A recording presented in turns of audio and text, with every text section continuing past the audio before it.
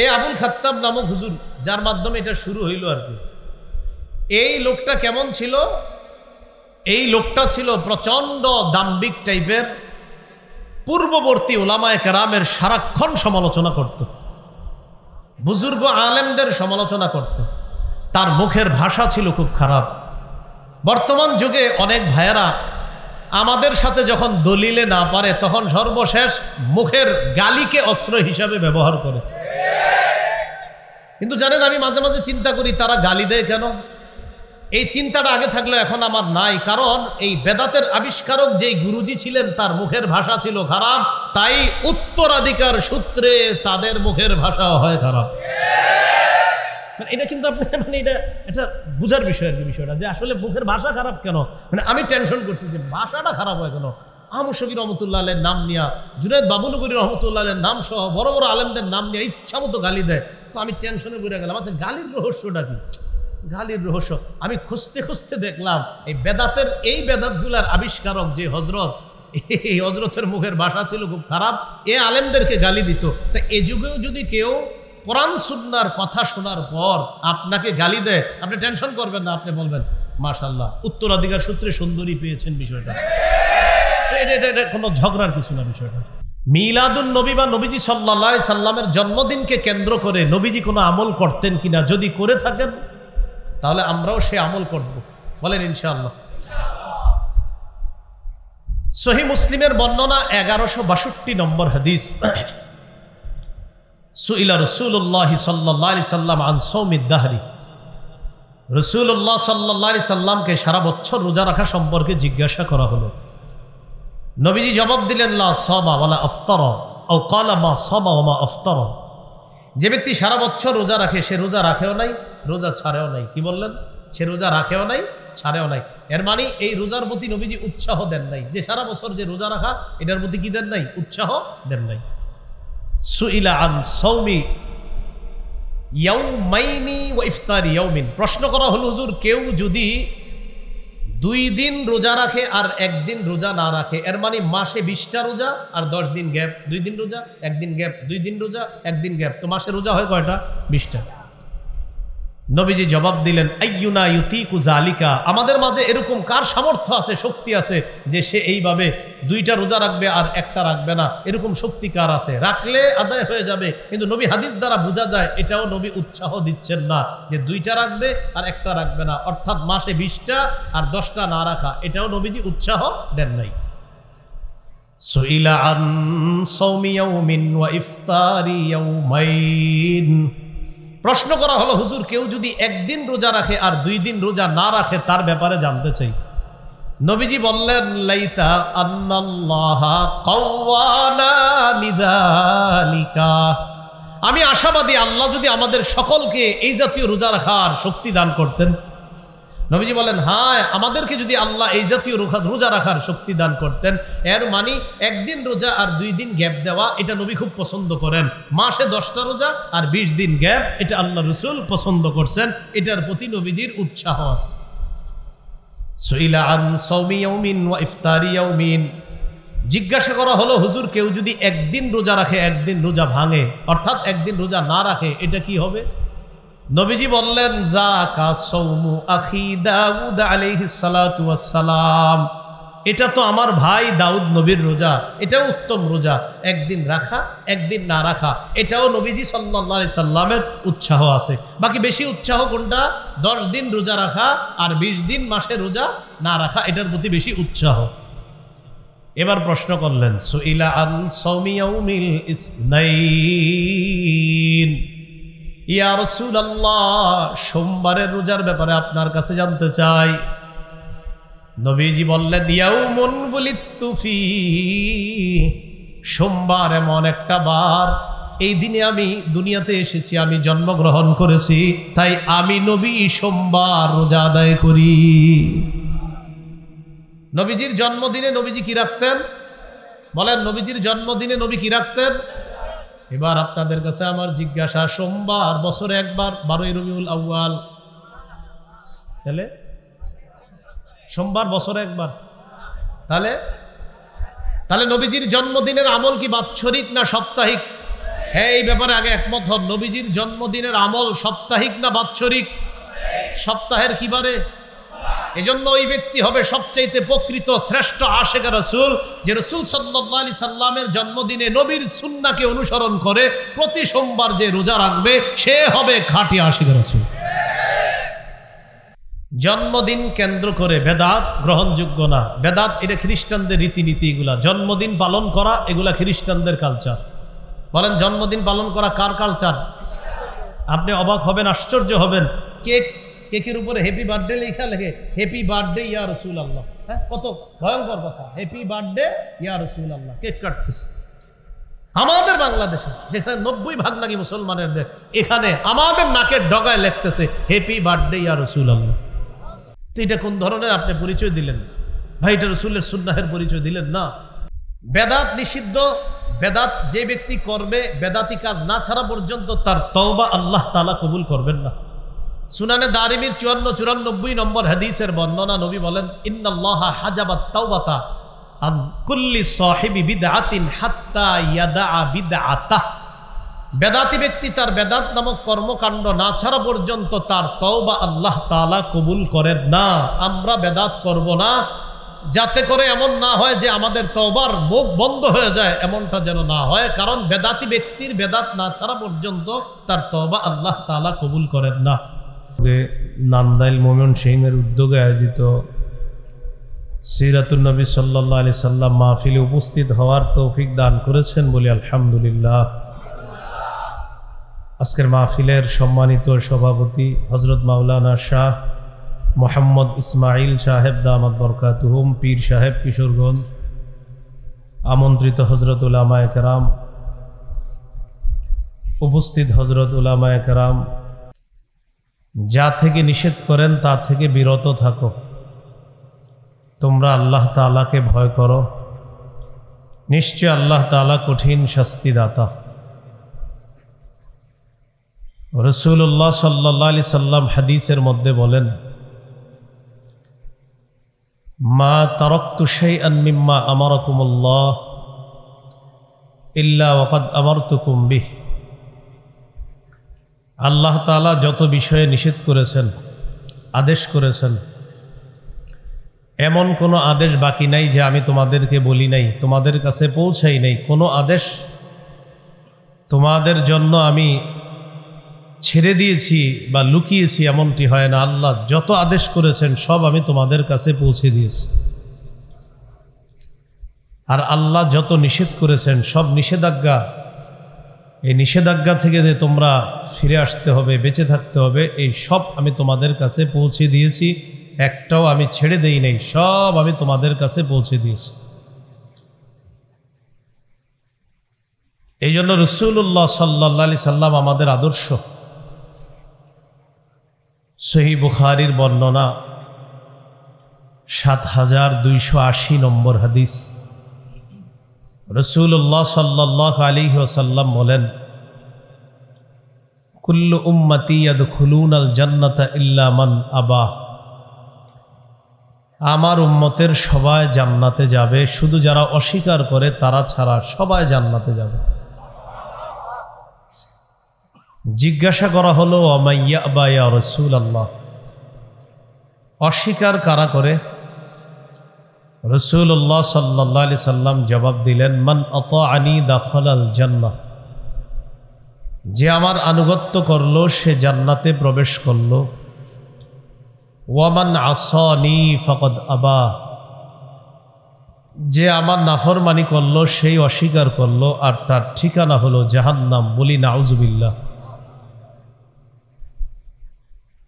সহিহ বুখারীর বর্ণনা ৭২৮১ নম্বর হাদিস, রাসূলুল্লাহ সাল্লাল্লাহু আলাইহি সাল্লাম ঘুমিয়ে আছেন। জাআত মালাইকাতুন ইলান নবী সাল্লাল্লাহু আলাইহি ওয়াসাল্লাম। একদল ফেরেশতা রাসূলুল্লাহ সাল্লাল্লাহু আলাইহি সাল্লামের কাছে আসলেন। নবীজির পাশে তারা দাঁড়ালেন। তো একজন ফেরেশতা বললেন, ইন্নাহু নাইমুন, তিনি তো ঘুমায়। وقال بعضهم إن العين نائمة والقلب يقظان। আরেকজন বললেন তার চোখ ঘুমায় কিন্তু অন্তর ঘুমায় না, অন্তর জাগ্রত আছে। ফেরেশতারা বললেন ইদরিবু লি সাহিবিকুম হাদা মাসালা, তোমরা তোমাদের এই সাথীর একটা দৃষ্টান্ত বর্ণনা করো। কোন সাথীর? রাসূলুল্লাহ সাল্লাল্লাহু আলাইহি সাল্লাম, এই নবীজির একটা দৃষ্টান্ত তোমরা বর্ণনা করো। এই কথা বলার পর একজন ফেরেশতা বলে উঠলেন ইন্নাহু নাইমুন, তিনি তো ঘুমন্ত। ওয়াকালা বা'দুহুম ইন্নাল আইনা নাইমা ওয়াল কলবা ইয়াকযান, আরেক ফেরেশতা বললেন তার চোখ ঘুমায় কিন্তু তার অন্তর জাগ্রত আছে। বাক্যটা কয়বার হলো? দুইবার। এবার ফেরেশতারা বলতে লাগলেন মাসালুহু কামাসালি রাজুলিন বানা দারা وجعل فيها مأدبا وبعث داعيا فمن أجاب الداعيا دخل الدار وأكل من المأدبا ومن لم يجب الداعيا لم يدخل الدار ولم يأكل من المأدبا। ফেরেশতারা বললেন তার দৃষ্টান্ত এমন এক ব্যক্তি, যে ব্যক্তি একটি ঘর বানিয়েছে, ঘরের মধ্যে একটি দস্তরখান বিছিয়েছে, দস্তরখানের মধ্যে খাবার সাজানো আছে। একজন আহ্বানকারীকে বাইরে পাঠিয়েছে, যাও তুমি আহ্বান করো, মানুষকে দাওয়াত দাও। যারা তোমার আহ্বানে সাড়া দিবে তারা এই ঘরে ঢুকবে আর দস্তরখানের খাবার খাবে। আর যারা তোমার আহ্বানে সাড়া দিবে না, ঘরেও আসতে পারবে না, দস্তরখানের খাবারও খেতে পারবে না। এই কথাগুলা ফেরেশতারা বলার পর এবার ফেরেশতারা বলতে লাগলেন আউবিলু হালাহু, আমরা যে এতক্ষণ দৃষ্টান্ত বর্ণনা করলাম এটা তার কাছে ব্যাখ্যা করা দরকার। কার কাছে? নবীজির কাছে সাল্লাল্লাহু আলাইহি সাল্লাম। এক ফেরেশতা বলে উঠলেন ইন্নাহু নাইম, তিনি তো ঘুমায়। ওয়াকালা বা'দুহুম ইন্নাল আইনা নাইমা ওয়াল কলবা ইয়াকযান,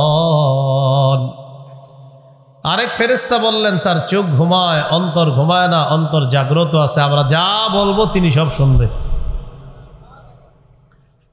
আর এই জন্য তো নবীজির এই হাদিস আমরা বলতে পারছি এখানে, কারণ তার অন্তর ছিল জাগ্রত। এবার ফেরেশতারা ব্যাখ্যা দিতে লাগলেন। কিসের ব্যাখ্যা? ঘরের ব্যাখ্যা, দস্তরখানের ব্যাখ্যা। আর ওই যে একজন আহ্বানকারী বাহিরে গিয়ে ডাক দিছে, ভাই কে আছেন? ওই ঘরে আসেন, দস্তরখানে খাবার আছে, যারা আসবেন তারা খেতে পারবেন। এবার ফেরেশতারা ব্যাখ্যা দিতেছে ফাদ্দারু আল জান্নাহ, ঘর হলো আল্লাহর জান্নাত, দস্তরখানা হলো জান্নাতের নাজ নেয়ামত। ওয়াদ্দাঈ মুহাম্মাদুন সাল্লাল্লাহু আলাইহি ওয়াসাল্লাম, আহ্বানকারী হলেন মুহাম্মদ সাল্লাল্লাহু আলাইহি ওয়াসাল্লাম। তার আহ্বানে আমরা যারা সাড়া দিব তারা ওই জান্নাত নামক ঘরে প্রবেশ করতে পারবো, আর দস্তরখানের নাজ নেয়ামতে আমরা শরীক হতে পারবো। আল্লাহ আমাকে, আপনাকে, আমাদের সকলকে রাসূলুল্লাহ সাল্লাল্লাহু আলাইহি সাল্লামের আদর্শে আমরা যেন আদর্শবান হয়ে ওই দস্তরখানে একসাথে আমরা সবাই মেহমান হতে পারি। আল্লাহ তৌফিক দান করেন।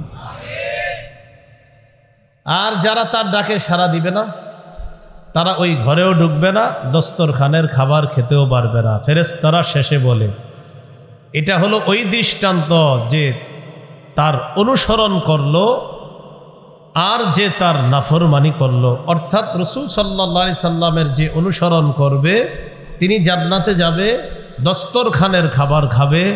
যারা নবীর নাফরমানি করবে জান্নাতেও যেতে পারবে না, দস্তরখানের খাবারও খেতে পারবে না। আল্লাহ আমাদের সকলকে রাসূলুল্লাহ সাল্লাল্লাহু আলাইহি সাল্লামের আনুগত্যশীল উম্মত হওয়ার তৌফিক দান করেন। সহিহ বুখারীর বর্ণনা ৭২৮৩ নম্বর হাদিস। এই হাদিসের মধ্যে আসছে রাসূলুল্লাহ সাল্লাল্লাহু আলাইহি সাল্লাম বলেন, আমার দৃষ্টান্ত আর আমাকে যে হেদায়েত দিয়ে পাঠানো হয়েছে এটার দৃষ্টান্ত হলো ওই ব্যক্তির মতো, যে ব্যক্তি তার এলাকায় গেছে, যাওয়ার পর বললেন আমি তোমাদের সামনে আন-নাযীরুল উরিয়ান, স্পষ্ট একজন সতর্ককারী।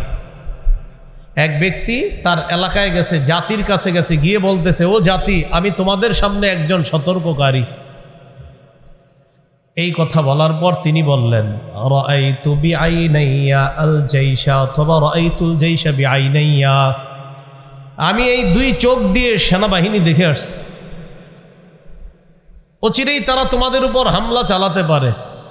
ফান্নাজা, তাড়াতাড়ি নিরাপদ জায়গায় তোমরা চলে যাও। ফাআতাআহু তাইফাতুম মিনহুম, একদল তার কথাটা ভালোভাবে নিছে, তার ডাকে সাড়া দিয়েছে, তার কথার অনুসরণ করে ঘরের থেকে তারা প্রয়োজনীয় আসবাবপত্র নিয়ে তারা নিরাপদ জায়গায় চলে গিয়েছে। আরেক দল তার কথায় কোনো গুরুত্ব দেয় না, কয় থুর, আন্দাজি কথা। এই দলের উপর সাব্বাহাহুমুল জাইশ, ওই সেনাবাহিনী রাতের বেলা অতর্কিত হামলা চালিয়েছে, তাদেরকে ধ্বংস করে দিয়েছে। বলেন তো, এই দুই দলের মধ্যে কারা লাভবান হলো? যারা তার কথা শুনলো, নাকি না শুনে যারা ওই এলাকায় ছিল? কারা? যারা তার কথা শুনেছে। ক্বালা রাসূলুল্লাহ সাল্লাল্লাহু আলাইহি ওয়াসাল্লাম, নবীজি বলেন, এটাই হলো আমার দৃষ্টান্ত, আমি তোমাদেরকে সতর্ক করতেছি। যারা আমার কথা শুনবা, নিরাপদ জায়গা তথা জান্নাতের মেহমান হয়ে যাইবা।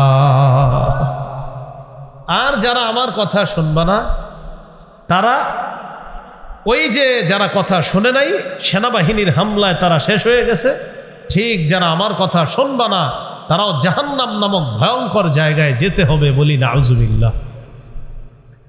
আল্লাহ আমাদেরকে রাসূলুল্লাহ সাল্লাল্লাহু আলাইহি সাল্লামের আদর্শ যেন আমাদের জীবনে বাস্তবায়ন করে আমরা জান্নাতি হতে পারি, আল্লাহ তৌফিক দান করেন। এইগুলো নবী যা বলছেন তা গ্রহণ করব, যা থেকে নিষেধ করছেন তা থেকে আমরা বিরত থাকব। বলি ইনশাআল্লাহ। এখন মন দিয়ে শুনি আমরা। 12টা কথা মন দিয়ে শোনেন। কয়টা? 12টা। 1 নম্বর, ঈদ মানি কি? কি বললাম? ঈদ। 2 নম্বর, ইসলামে ঈদ বলতে কি বোঝায়? 3 নম্বর, মিলাদুন নবী মানে কি? 4 নম্বর, রাসূল সাল্লাল্লাহু আলাইহি সাল্লামের জন্ম বার কবে? 5 নম্বর, রাসূল সাল্লাল্লাহু আলাইহি সাল্লামের জন্ম তারিখ কবে? 6 নম্বর, পৃথিবীতে ঈদে মিলাদুন নবী কবে থেকে শুরু হইল? 7 নম্বর, মিলাদুন নবী তথা রাসূল সাল্লাল্লাহু আলাইহি সাল্লামের জন্মদিনে কোনো আমল আছে কিনা? 8 নম্বর, জন্মদিনকে কেন্দ্র করে খ্রিস্টানদের রীতিনীতি অনুসরণ করে জন্মদিন পালন করার কি হুকুম? 9 নম্বর, কেউ যদি বলে নবী তো এরকম রেলি বের করতে নিষেধ করেন নাই, এরকম নাচতে তো নবী নিষেধ করেন নাই, এ কথার কি জবাব?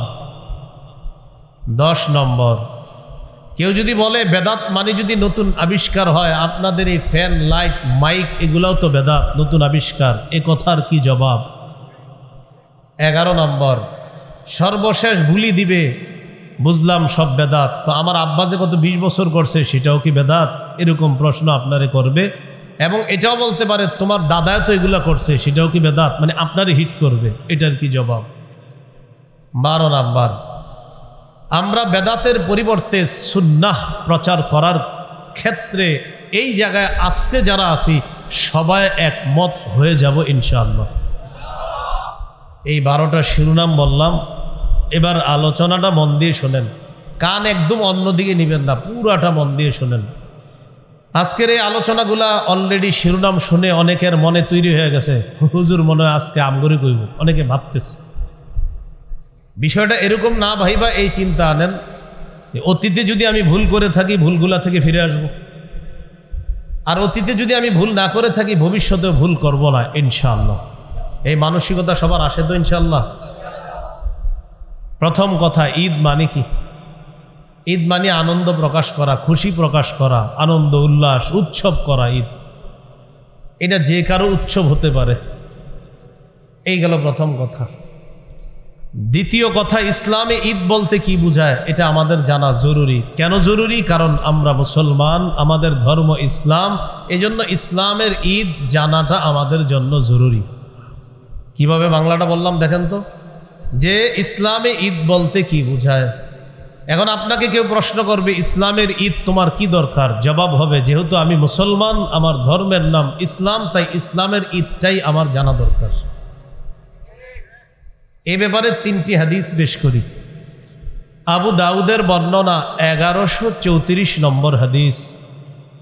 হাদিসের বর্ণনাকারী আনাস ইবনু মালিক রাদিয়াল্লাহু তাআলা তিনি বলেন, قدم رسول الله صلى الله عليه وسلم المدينة ولهم يومان يلعبون فيهما।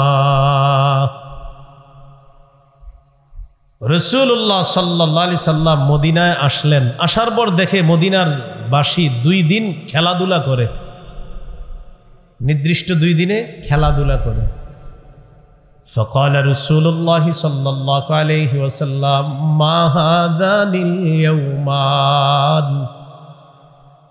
রাসূলুল্লাহ সাল্লাল্লাহু আলাইহি সাল্লাম প্রশ্ন করলেন, আচ্ছা এই 2 দিনে যে তোমরা খেলাধুলা করো, এই 2 দিন কি, খেলো কেন? قالوا كنا نلعب فيهما في الجاهلية। তারা জবাব দিল, আমরা জাহিলি যুগে খেলাধুলা করতাম, তাই এখনো খেলাধুলা করি, উৎসব করি এই 2 দিনে, অভ্যাসটা এখনো ছাড়তে পারি নাই। فقال رسول الله صلى الله عليه وسلم إن الله قد أبدلكم بهما خيرا منهما يوم الأضحى ويوم الفطر। রাসূলুল্লাহ সাল্লাল্লাহু আলাইহি সাল্লাম বললেন, আজকে থেকে অতীতের ওই 2 দিনে যে খেলতা, এগুলা বাদ। এই জাতীয় খেলাধুলার দিনকে আর উৎসবের দিন মনে করবা না।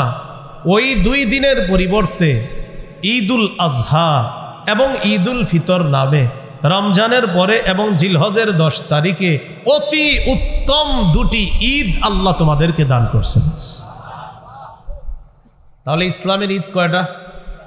সবাই বলেন, ইসলামের ঈদ কয়টা? ইসলামের ঈদ কয়টা? 3টা বর্ণনা বলার কথা, এগুলো 1 নম্বর বর্ণনা।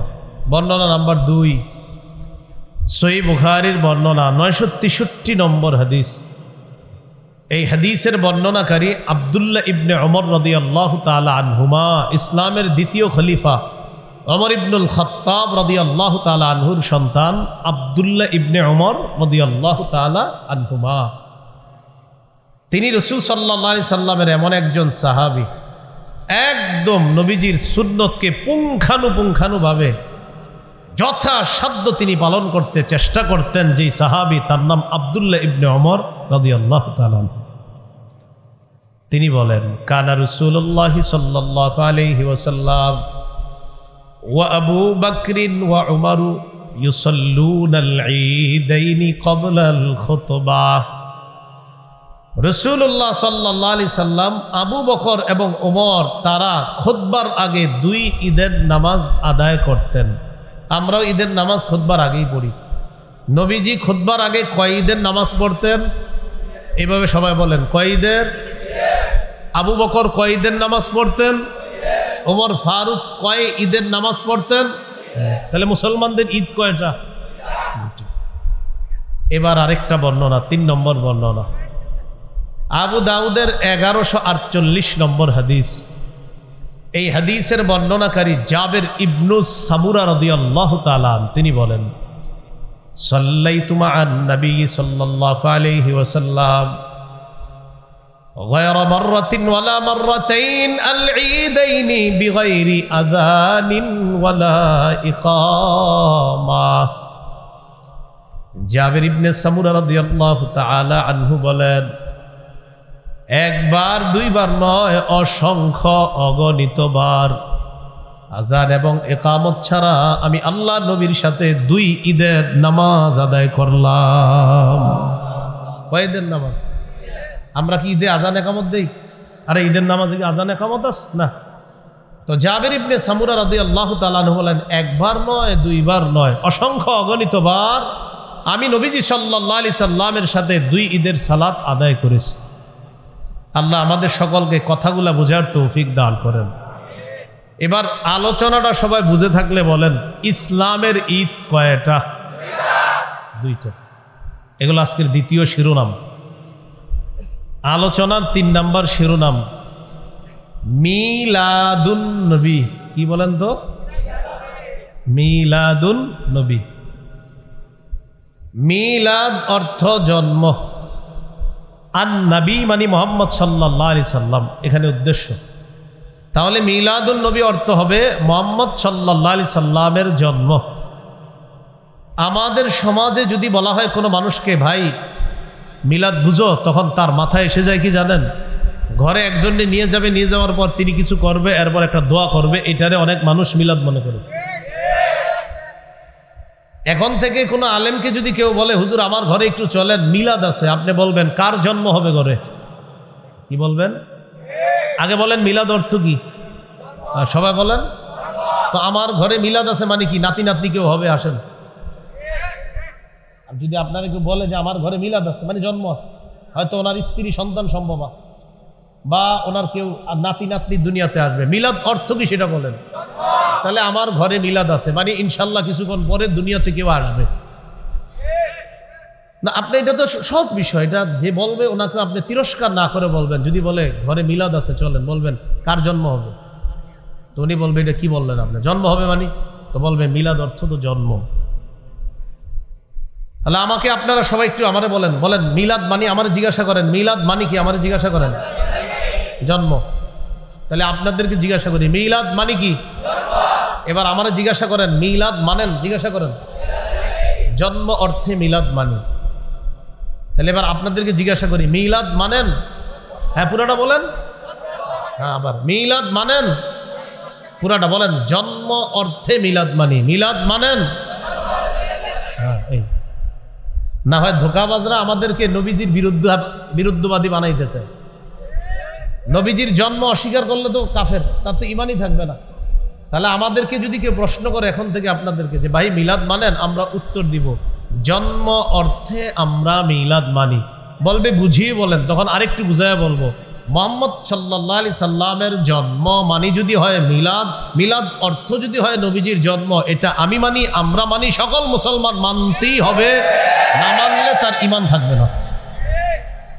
তাহলে এবারে সুন্দর মতো যে আওয়াজটা দিচ্ছেন এইভাবে বলবেন জন্ম অর্থে মিলাদ মানি। আমি আপনাদেরকে মনে করেন 3 দিন পরে দেখা হয়েছে নান্দাইল, তাই জিজ্ঞাসা করলাম ভাই মিলাদ মানেন? এই তো মাশাআল্লাহ। এখন থেকে এইভাবে বাংলা বাড়ায় বলবেন, তাহলে আর ধোঁকাবাজির কোনো সম্ভাবনা থাকবে না। তো মিলাদুন নবী মুহাম্মদ সাল্লাল্লাহু আলাইহি সাল্লামের জন্ম। 4 নম্বর আলোচনা, নবীজি সাল্লাল্লাহু আলাইহি সাল্লামের জন্ম বার কবে, মানে কি বারে তিনি জন্মগ্রহণ করেছেন। হাদিসের একটা কিতাব আছে নাম মুসনাদে আহমদ। এই কিতাবের 4 নম্বর খণ্ড 172 নম্বর পৃষ্ঠা। ওয়ালিদা রাসূলুল্লাহ সাল্লাল্লাহু আলাইহি ওয়াসাল্লাম ইয়াউমাল ইসনাইন। রাসূলুল্লাহ সাল্লাল্লাহু আলাইহি সাল্লাম সোমবারে জন্মগ্রহণ করেছেন। তাহলে নবীজির জন্ম কিবারে? 5 নম্বর আলোচনা, নবীজির জন্ম তারিখ কবে, এটা একটু মন দিয়ে শোনেন, এটা বুঝার আছে। এই ব্যাপারে অনেকগুলা মতভেদ আছে, অনেকগুলা মত আছে।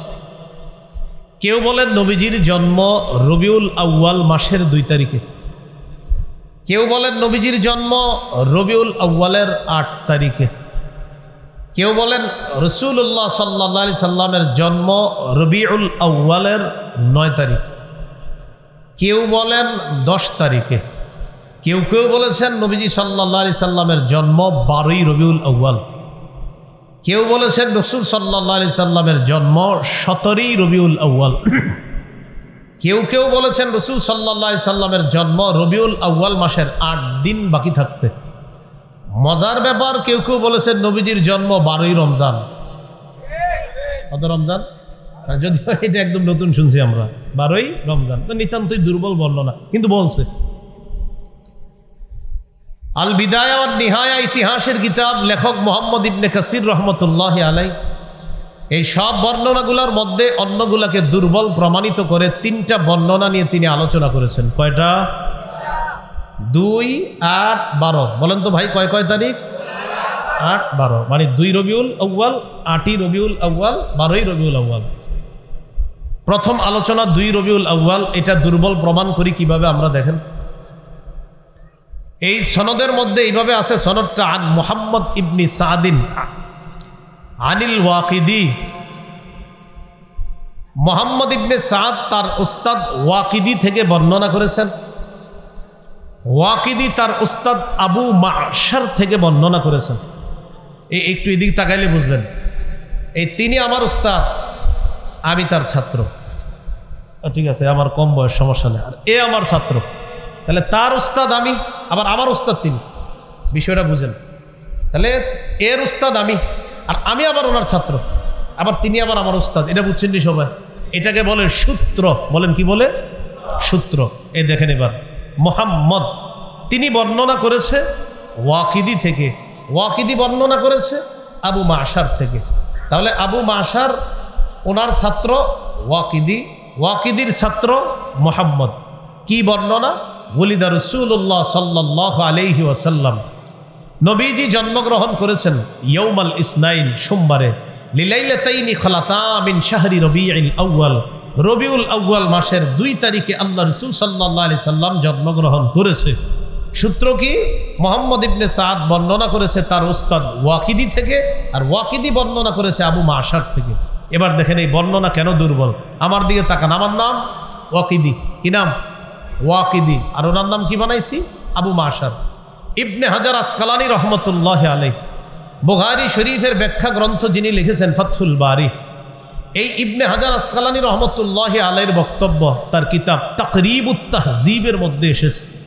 ওই যে ওয়াকিদি, যার নাম মাতরুকুন মা'a সিআতি ইলমিহি, ওয়াকিদির অনেক বুদ্ধি, অনেক জ্ঞান থাকার পরেও বর্ণনার ক্ষেত্রে তার বর্ণনা পরিত্যাজ্য। ওয়াকিদির এলেম আছে, অনেক প্রচুর বিদ্যা আছে, কিন্তু হাদিসের বর্ণনা, ঐতিহাসিক বর্ণনায় তার বর্ণনা গ্রহণযোগ্য নয়, তিনি পরিত্যাজ্য। রয়ে গেল ওয়াকিদির উস্তাদ আবু মাশার। তার ব্যাপারে মুহাদ্দিসিনে কেরামের অভিমত দাঈফুন ফির রিওয়ায়া, আবু মাশার বর্ণনায় দুর্বল। তাহলে দুইজন, একজন আবু মাশার তিনি বর্ণনায় দুর্বল, আরেকজন ওয়াকিদি তিনি বড় আলেম ঠিক, কিন্তু তার বর্ণনাও হাদিসের ক্ষেত্রে, ইতিহাসের ক্ষেত্রে তার বর্ণনা পরিত্যাজ্য। তাহলে 2 রবিউল আউয়ালের বর্ণনার সূত্রে এমন দুজন ব্যক্তি আছে, একজনের বর্ণনা পরিত্যাজ্য, আরেকজনের বর্ণনা দুর্বল। তাই 2 রবিউল আউয়ালের বর্ণনাটি দুর্বল। তাহলে 2 রবিউল আউয়ালের বর্ণনাটি কি বলেন তো? আলেম ছাড়া অন্যরা বুঝছেন নি? একটু বলেন তো। আলেমরা তো সহজে বুঝে এই বিষয়গুলো, অন্যরা বুঝছেন? ওই যে সূত্র, সূত্রের একজনের বর্ণনা পরিত্যাজ্য, আরেকজনের বর্ণনা দুর্বল। এই দুইজন থাকার কারণে 2 রবিউল আউয়ালের বর্ণনাটাই দুর্বল। রয়ে গেল 8, 12। আমার সাথে একটু বলেন, হস্তি বাহিনী যে বৎসর, বলেন হস্তি বাহিনী যে বৎসর কাবায় হামলা চালিয়েছে, ওই বৎসর রাসূল সাল্লাল্লাহু আলাইহি ওয়াসাল্লাম জন্মগ্রহণ করেছেন। এ ব্যাপারে প্রায় সকল ঐতিহাসিকগণ একমত। ছোটবেলা থেকে শুনছেন না, ওই হাতি বাহিনী মক্কায় হামলা চালাইছে। আলাম তারা কাইফা ফাআলা রাব্বুকা বিআসহাবিল ফিল, এই আসহাবুল ফিল। তাহলে নবীজির জন্ম কোন বছর? হস্তি বাহিনী যে বছর কাবায় হামলা চালিয়েছে। এখন আমার সাথে আরেকটা বিষয় বলেন, তাহলে সহজে মনে থাকবে। বলেন, কাবায় হামলা চালানোর 50 দিন পর নবীজি সাল্লাল্লাহু আলাইহি সাল্লামের জন্ম। এবার আমি আপনাদেরকে একটু প্রশ্ন করি, আপনারা উত্তর দিবেন। হস্তি বাহিনী যে বছর কাবায় হামলা চালায়, এই বছর কার জন্ম? হামলার কতদিন পরে জন্ম? এবার 50 দিনটা আমরা বাইর করি, দেখেন। হস্তি বাহিনী কাবায় হামলা চালাইছে মুহররম মাসের 13 দিন বাকি থাকতে। কয় দিন বাকি থাকতে? তাহলে মুহররমের 13। মুহররম মাসের পরের মাসের নাম কি? সফর। তাহলে মুহররমের 13, সফর মাসের 30, 30 আর 13 কত হয়? 43। সফর মাসের পরের মাসের নাম কি? রবিউল আউয়াল। রবিউল আউয়ালের 7 দিন যাওয়ার পর যখন সূর্য ডুবে যাবে তখন 8ই রবিউল আউয়াল শুরু। তাহলে 43 এর সাথে কত হয়? 50। বলেন 43 এর সাথে কত? তাহলে মুহররমের 13 দিন, সফরের 30, 43, রবিউল আউয়ালের 7 গিয়ে 8 নাম্বার তারিখ, 50 দিন পর হয় 8ই রবিউল আউয়াল। বিশুদ্ধ বিদগ্ধ উলামায়ে কেরামের অভিমত হলো আল্লাহ রসুলের জন্ম 8 তারিখেই, এই কথাটি বিশুদ্ধ। তাহলে রসুল সাল্লাল্লাহু আলাইহি সাল্লামের জন্ম কয় তারিখে? 8ই। হ্যাঁ, এই ব্যাপারে উলামায়ে কেরাম বলেন এটাই বিশুদ্ধ হওয়ার বেশি দাবি রাখে। কেউ কেউ বলেন গাণিতিক হিসাবে রসুল সাল্লাল্লাহু আলাইহি সাল্লামের জন্ম 9 রবিউল আউয়াল। এবার একটা কথা মনে রাখবেন, 8 এবং 9, কি বললাম? 8 এবং 9, এই ব্যাপারে পৃথিবীর বিখ্যাত বিশুদ্ধ বিদগ্ধ উলামায়ে কেরাম এই ব্যাপারে একমত যে নবীর জন্ম 8 অথবা 9 রবিউল আউয়াল, এই কথাটি বিশুদ্ধ। বলেন এই কথাটি কি? এবার আমার সাথে বলেন 12ই রবিউল আউয়াল নবীজির জন্ম, এই কথাটি প্রসিদ্ধ হলেও বিশুদ্ধ নয়। কি বললাম? 12ই রবিউল আউয়াল কি? প্রসিদ্ধ। 12ই রবিউল আউয়াল কি? হলেও কি নয়? কোরআনের আয়াত সংখ্যা 6666, এ কথাটি প্রসিদ্ধ হলেও বিশুদ্ধ নয়। 6236, এ কথাটি বিশুদ্ধ হলেও প্রসিদ্ধ নয়। কোরআনের আয়াত সংখ্যা 6666, এ কথাটি প্রসিদ্ধ হলেও বিশুদ্ধ নয়। কোরআনের আয়াত সংখ্যা 6236টি, এ কথাটি বিশুদ্ধ হলেও প্রসিদ্ধ নয়। এজন্য প্রসিদ্ধ আর বিশুদ্ধের পার্থক্য বুঝে বিশুদ্ধটাই গ্রহণ করার তৌফিক দান করেন। এবার 12ই রবিউল আউয়ালের বর্ণনাটি একটু বলি, দেখেন। আন সাঈদ ইবনে মিনা আন আফফান ইবনে মুসলিম আন জাবির ইবনে আব্দুল্লাহ ওয়া আব্দুল্লাহ ইবনে আব্বাস রাদিয়াল্লাহু তাআলা আনহুমা ولد رسول الله صلى الله عليه وسلم يوم الاثنين الثاني عشر من شهر ربيع الأول।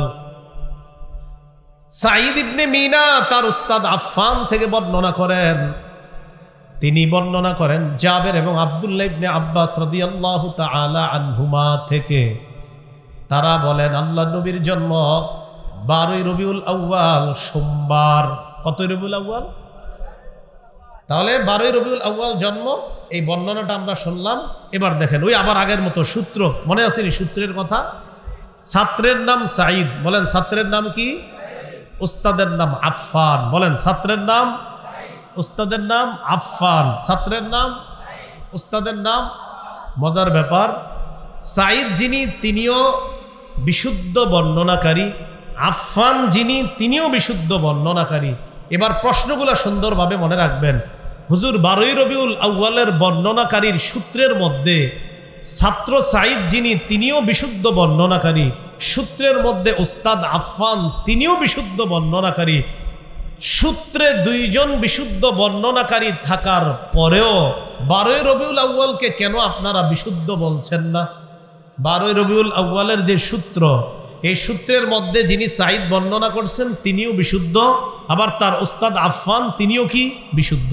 তাহলে প্রশ্ন এসে যায়, 12ই রবিউল আউয়ালের সূত্রের মধ্যে যিনি বর্ণনা করেছেন সাঈদ, তিনি যদি বিশুদ্ধ হন, তার উস্তাদ আফফান তিনিও যদি বিশুদ্ধ হয়, তো 12ই রবিউল আউয়াল বিশুদ্ধ নয় কেন? এতটুকু বুঝছেন নি সবাই? মানে আমরা এই 3 জন বর্ণনা করতেছি, সবাই ভালো মানুষ, তো ভালো মানুষ হলে বর্ণনা ভালো হবে না কেন? এটা হলো কথা। এবার আপনাদেরকে আমি বলি, বললেই বুঝতে পারবেন। দেখেন, ছাত্রের নাম সাঈদ, উস্তাদের নাম আফফান। বলেন ছাত্রের নাম, উস্তাদের নাম। ছাত্র বিশুদ্ধ কিনা? জি। উস্তাদও বিশুদ্ধ কিনা? এবার দেখেন, উস্তাদের মৃত্যু 110 হিজরিতে, আফফান উস্তাদের মৃত্যু কত হিজরিতে? সাঈদের জন্ম 130 হিজরির পরে। আবার বলছি, উস্তাদের মৃত্যু 110 হিজরিতে, উস্তাদের ছাত্র সাঈদের জন্ম 130 হিজরির পরে। কি বুঝছেন? মন দিয়ে আবার শুনেন।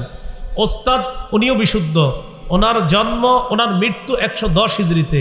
ছাত্র যাকে বলা হচ্ছে সাঈদ, তিনিও বিশুদ্ধ, তার জন্ম 130 হিজরির পরে। আর মানে তারা ছাত্র উস্তাদ না। এই তো মাশাআল্লাহ, তারা কি না? কারণ উস্তাদের মৃত্যুর প্রায় 20 বছর পরে ছাত্রের জন্ম, তো তারা ছাত্র উস্তাদ কিভাবে হয়? এবার বলেন তাহলে মাঝখানে তাদের এই সূত্রের মাঝখানে, বলেন এই সূত্রের মাঝখানে বিচ্ছিন্নতা রয়েছে। বিচ্ছিন্নতাকে আরবিতে ইনকিতা বলে। ইনকিতা যেই সূত্রে থাকে ওই বর্ণনাটিকে মুনকাতি বলে।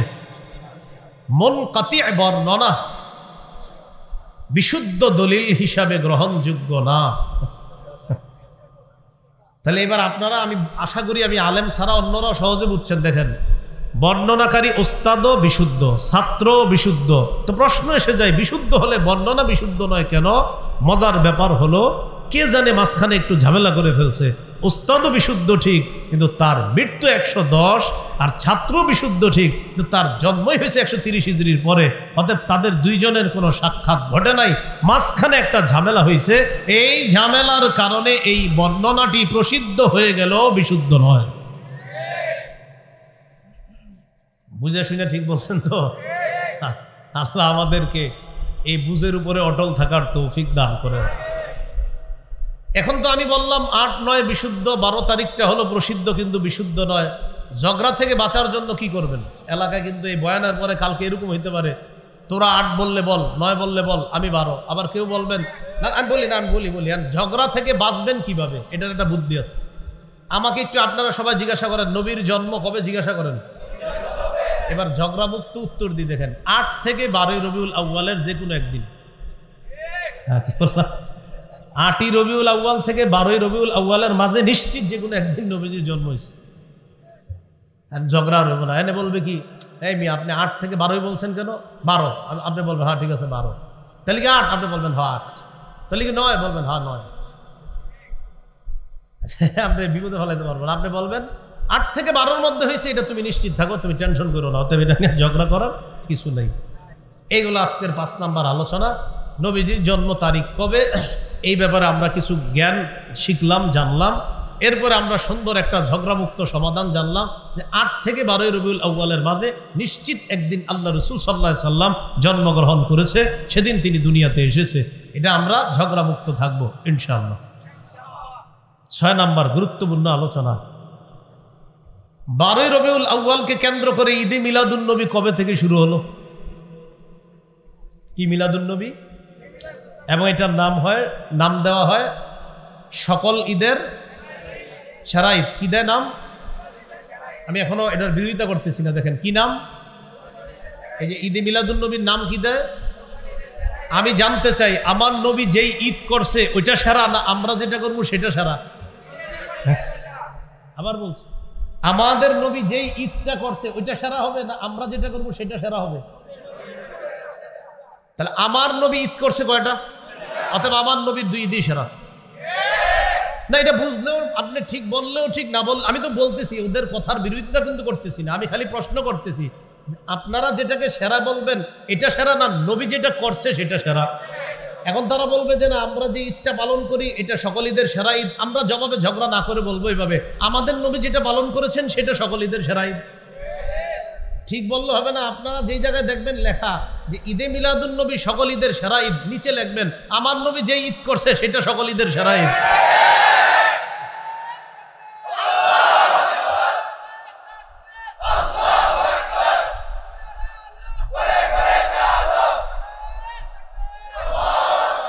সুস্থ মস্তিষ্কে একটু বুঝেন, আমি কিন্তু হিট করছি না। যারা লেখেন, যারা বলেন যে সকল ঈদের সেরা ঈদ ঈদে মিলাদুন নবী, আমি কিন্তু আপনার কথা শ্রদ্ধার সাথে নিয়ে বলতেছি, আপনার এই পালন যদি হয় সকল ঈদের সেরা ঈদ, আমার নবী যেটা পালন করছে আমাদের কাছে সেটা সকল ঈদের সেরা ঈদ। তো এই জন্য হুজুর আপনারা স্টেজে যারা আছেন, এটা কি আমি ভুল বললাম? আমার নবী যেটা করবে এটাই তো সেরা হবে। তো বাস সোজা বিষয়টা তো একটা, মানে আপনার সুস্থ মস্তিষ্ক, আপনি মনে হয় 3-4 বছরের বাচ্চা, ওরে 2 বার বুঝাইলেও বুঝবে, হ্যাঁ আমার নবী যেটা করছে এটাই তো সেরা।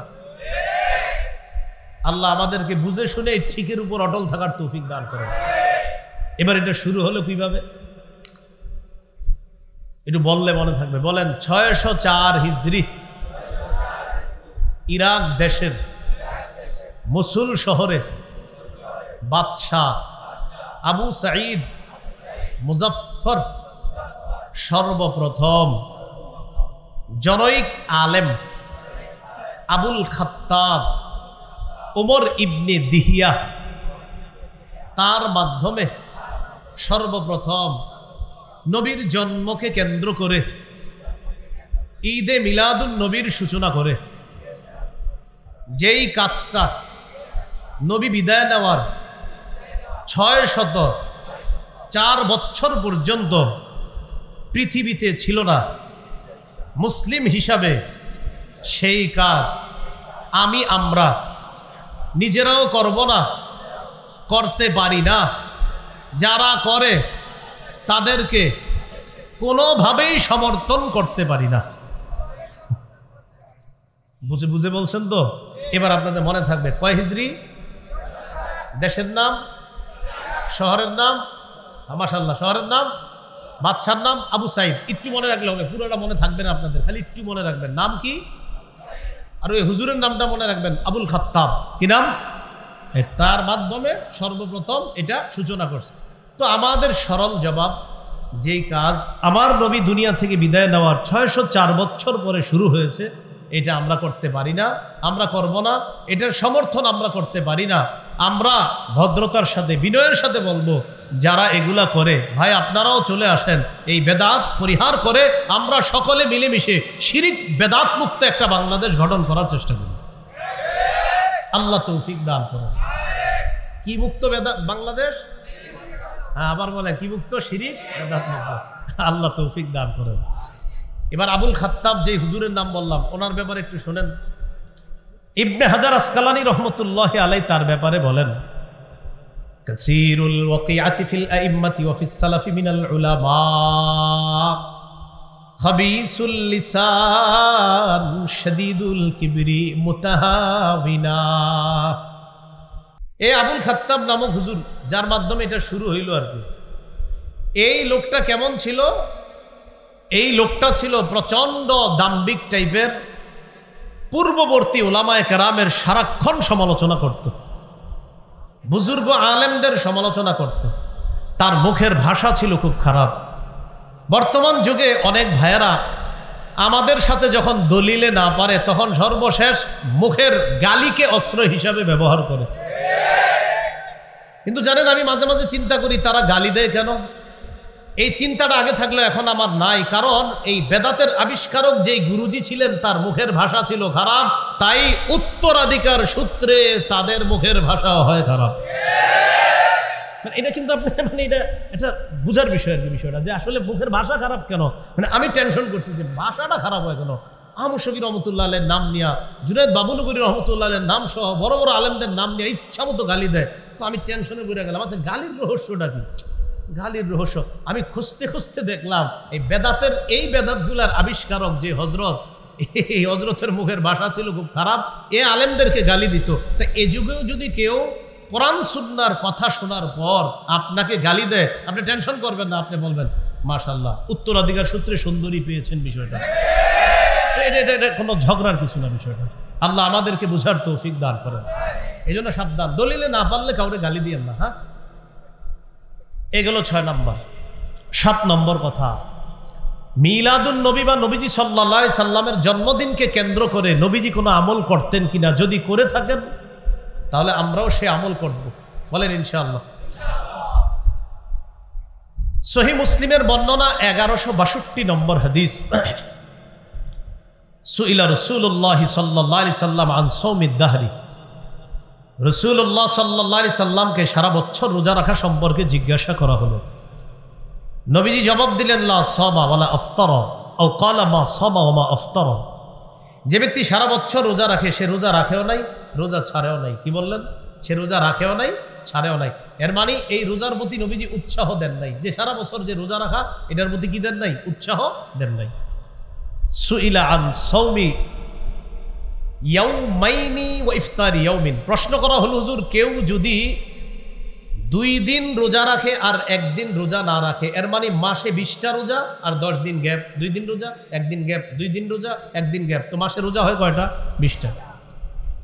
নবীজি জবাব দিলেন, আইয়ুনা ইউতিকু যালিকা, আমাদের মাঝে এরকম কার সামর্থ্য আছে, শক্তি আছে যে সে এইভাবে 2টা রোজা রাখবে আর একটা রাখবে না, এরকম শক্তি কার আছে? রাখলে আদায় হয়ে যাবে। কিন্তু নবী হাদিস দ্বারা বোঝা যায় এটাও নবী উৎসাহ দিচ্ছেন না যে 2টা রাখবে আর একটা রাখবে না, অর্থাৎ মাসে 20টা আর 10টা না রাখা, এটাও নবীজি উৎসাহ দেন নাই।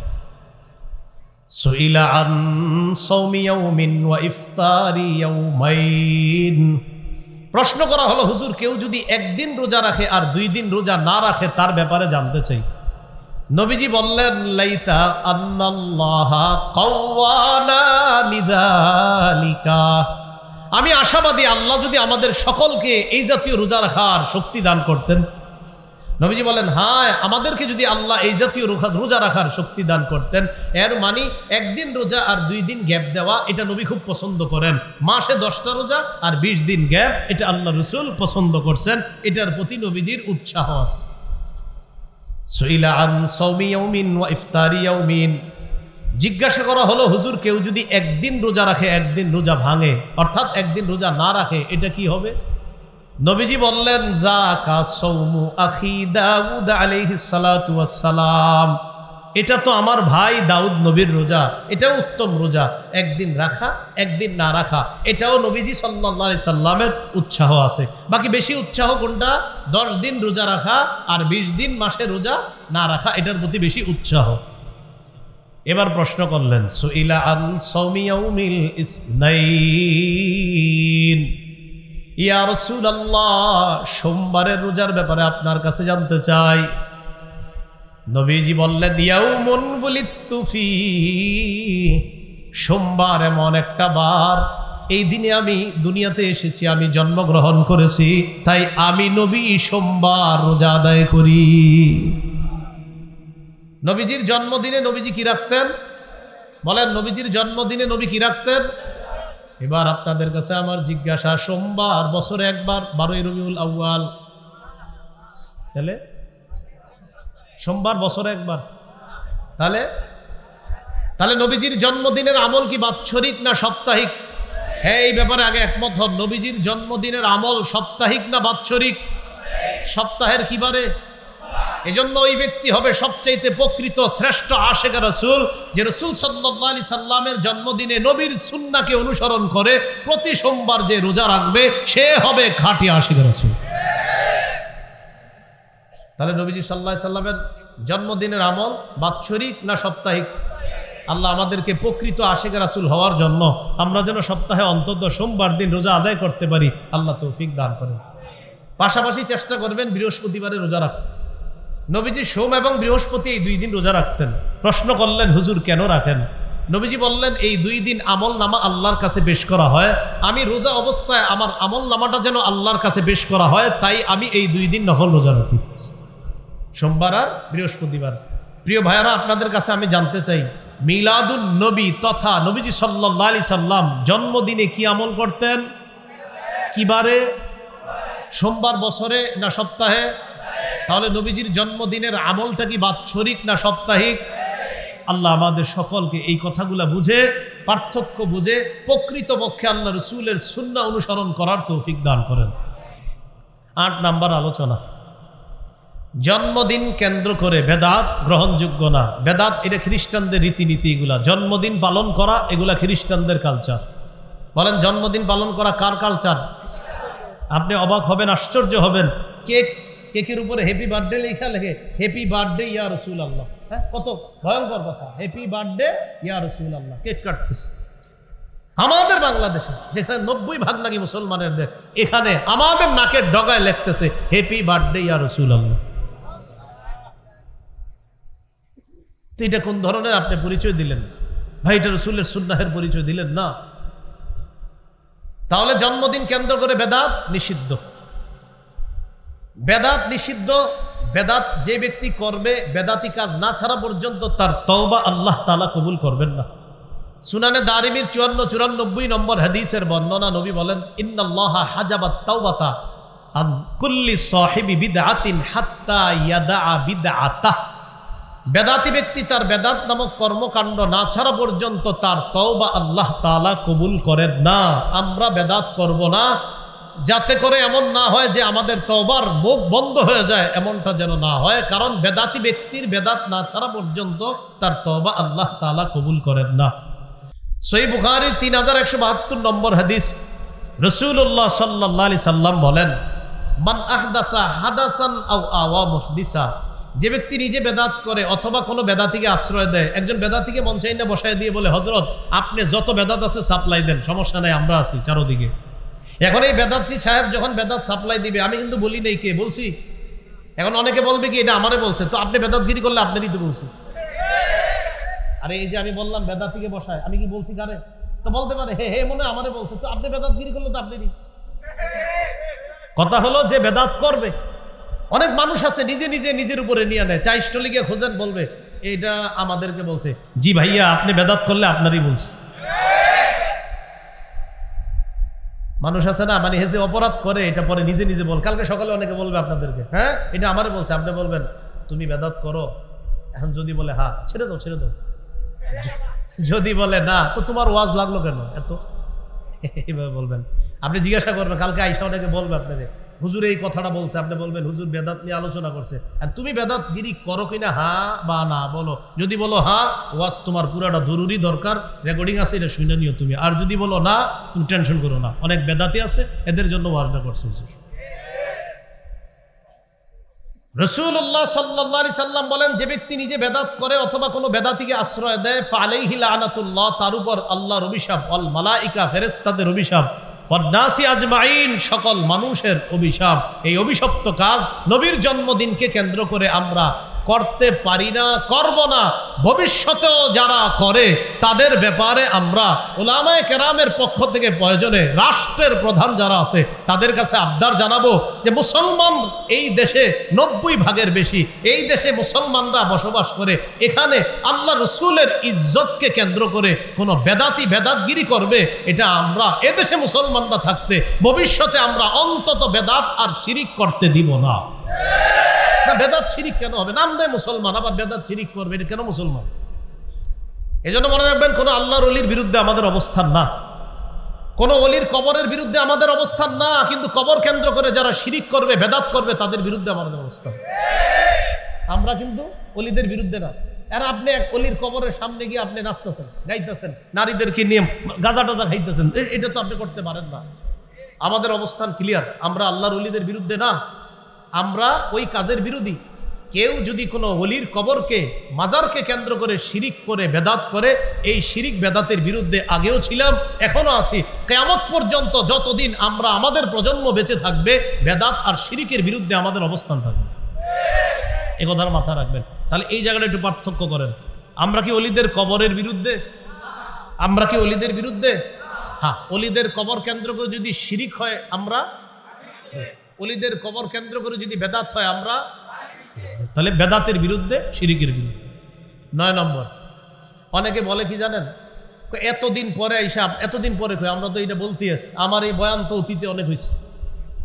আর বলবে কি যে নবী তো নিষেধ করে নাই এরকম নাচতে গাইতে, নবী তো নিষেধ করে নাই, এরকম বলবে। এটার জবাব সহিহ বুখারীর 2697 নম্বর হাদিসে রাসূল সাল্লাল্লাহু আলাইহি সাল্লাম বলেন, মান আহদাসা ফি আমরিনা হাদা মা লাইসা ফিহি ফাহুয়া রাদ্দুন। আমাদের শরীয়তের মধ্যে ইবাদতের নামে সওয়াবের আশায় কেউ যদি নতুন কিছু অনুপ্রবেশ ঘটায়, সওয়াবের আশায় যদি নতুন কোনো বেদাত চালু করে, এটা প্রত্যাখ্যান করা হবে, এটা পরিত্যাজ্য, এটা গ্রহণ করা হবে না। অতএব এই কথা বলার কোনো সুযোগ নাই যে নবী তো নিষেধ করেন নাই।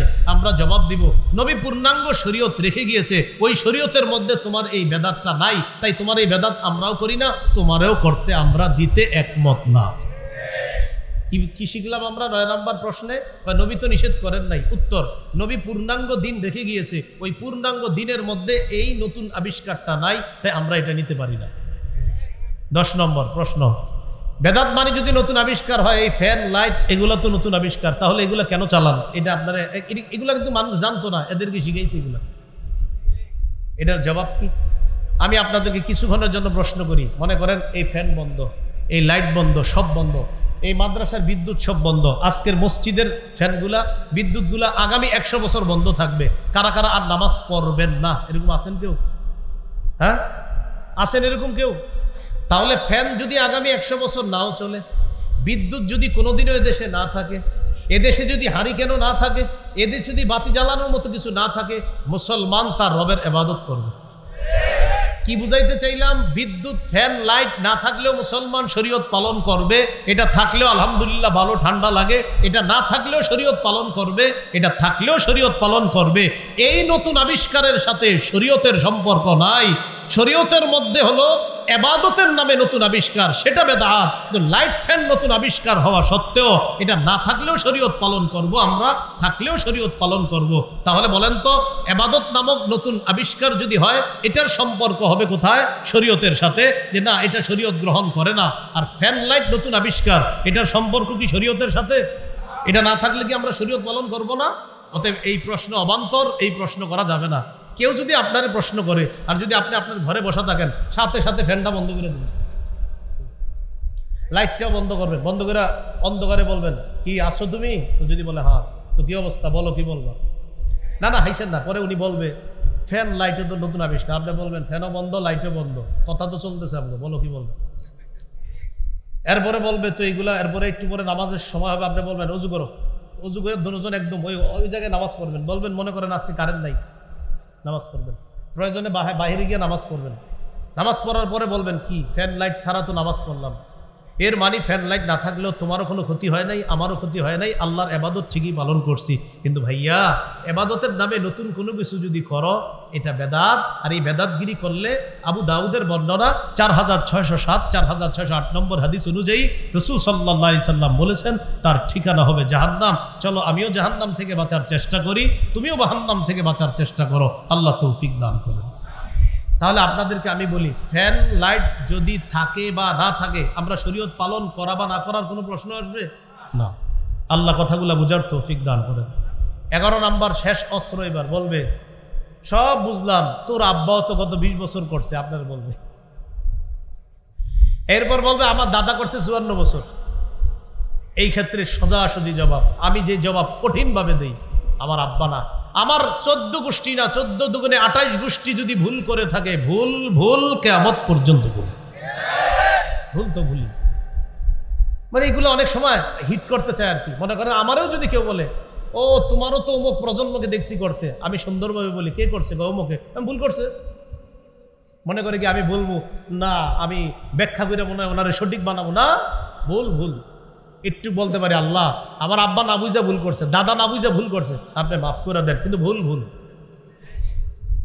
সর্বশেষ কথা বলেন, বেদাতের পরিবর্তে এত বেশি সুন্নাহের প্রচার করব যেন ব্যাপকভাবে সুন্নাহের প্রচারের কারণে বেদাতের কবর হয়ে যায়। তাহলে ব্যাপক পরিমাণে কি প্রচার করব ভাই? সুন্নাহ প্রচার করব। বলেন ইনশাআল্লাহ। রাসূলুল্লাহ সাল্লাল্লাহু আলাইহি সাল্লাম বলেন, আমার একটা সুন্নত যদি কেউ জিন্দা করে, তার দেখা দেখি যতজন আমল করবে এই পরিমাণ সওয়াব আল্লাহ তাকেও দান করবেন। আল্লাহ আমাদের সকলকে রাসূলুল্লাহ সাল্লাল্লাহু আলাইহি সাল্লামের জীবনীকে কেন্দ্র করে বেদাত থেকে বেঁচে আদর্শ জীবন যাপন গঠন করার তৌফিক দান করেন।